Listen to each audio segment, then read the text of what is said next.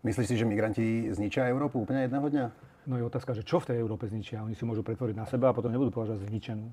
A myslíš, že ešte cesta späť? No určite cesta späť. Nemusí byť vôbec revolučná, je určite cesta späť. A že proste musíš rešpektovať tie pravidlá, ktoré sú nastavené, aby ostala zachovaná identita daného štátu. Tým štátom nevadí, že sa to nerešpektuje, no tak potom vidíme výsledok, ktorý je v Anglicku, vo Švédsku a v ďalších mnohých krajinách, kde jednoducho aké zákony, aké práva, ja niečo chcem, to je moje, ja si to zoberiem, žiadne také vaše právo neexistuje.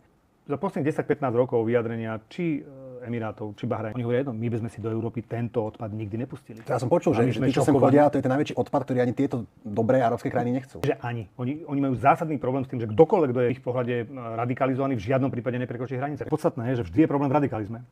A to všetko vlastne sem prišlo cestou spolupráce napríklad mimovládnych organizácií. Správa Frontexu z roku 2016-17 jasne hovorila, že mimovládne organizácie spolupracujú s organizovaným zločinom prevádzačov a na línii hraníc vodných, teda napríklad Tuniska alebo Líbie, preberajú týchto migrantov a dovážajú ich do Európy.